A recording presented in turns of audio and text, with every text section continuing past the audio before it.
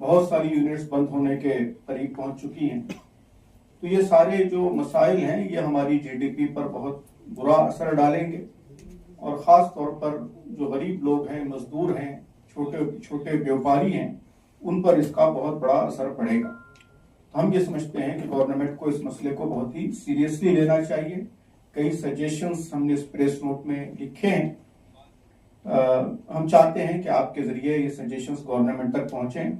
सबसे पहला हमारा सजेशन यही है कि डिप्लोमेटिक एंगेजमेंट यूएस के साथ, दीगर मुल्कों के साथ गवर्नमेंट का और ज़्यादा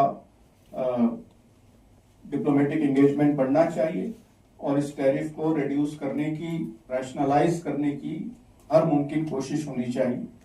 दूसरा इम्पोर्टेंट सजेशन ये है कि जो लोग मुतासिर हुए हैं उनको एक इमरजेंसी रिलीफ पैकेज डिक्लेयर करना चाहिए। मालूम हुआ है कि कैबिनेट तकरीबन 25,000 करोड़ के पैकेज पर गौर कर रही है। इस पर जल्द से जल्द काम होना चाहिए। जो लोग मुतासिर हो रहे हैं उनके इंटरेस्ट माफ किए जाने चाहिए, जीएसटी रिफंड किए जाने चाहिए, उनको लोन्स फराहम किए जाने चाहिए। जो इंडस्ट्रियल यूनिट्स के साथ साथ जो बड़े पैमाने पे जॉब्स जा रही हैं तो उनको अल्टरनेटिव एम्प्लॉयमेंट फराहम करने की कोशिश होनी चाहिए।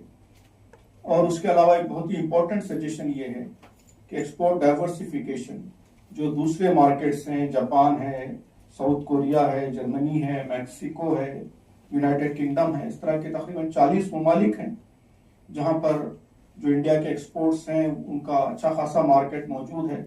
कहा जा रहा है कि ये मोर देन $590 बिलियन का मार्केट है और हमारे मुल्क के एक्सपोर्ट ने अभी तक सिर्फ 6% इनको कवर किया है। मतलब अच्छा खासा स्कोप यहाँ पर बाकी है। तो इनकी तरफ डाइवर्सिफाई करने की हुकूमत को संजीदा कोशिश करनी चाहिए। तो ये सारे सजेशंस इसमें तफसील से दिए गए हैं। आप इन्हें पढ़िए भी, इनको मीडिया में भी कवर कीजिए और हुकूमत तक भी इन चीज़ों को पहुंचाने की कोशिश कीजिए। हम ये समझते हैं कि हमारे मुल्क के कॉन्स्टिट्यूशन में वैल्यू बेस्ड इकोनॉमी की तरफ हमारी रहनुमाई की गई है। गरीबों का वेलफेयर सिर्फ बड़े व्यापारियों का, करोड़पतियों और अरबपतियों के सबको सामने रखते हुए इकोनॉमिक पॉलिसीज नहीं बनाई जानी चाहिए, बल्कि गरीब लोगों को सामने रखते हुए पॉलिसीज बनाई जानी चाहिए। जमात इस्लामी हिंद इसी में यकीन रखती है, इस्लाम की तालीम के हवाले से, और हम समझते हैं कि हमारे कॉन्स्टिट्यूशन की, संविधान की भी यही रहनुमाई है। तो अगर हुकूमत इस पर सख्ती से अमल करे तो इन सब मसाइल पर आसानी से काबू पाया जा सकता है। दूसरा जो हमारा इम्पोर्टेंट आज इश्यू है वो फ्लड और नेचुरल कैलेमिटी से रिलेटेड मौजू है।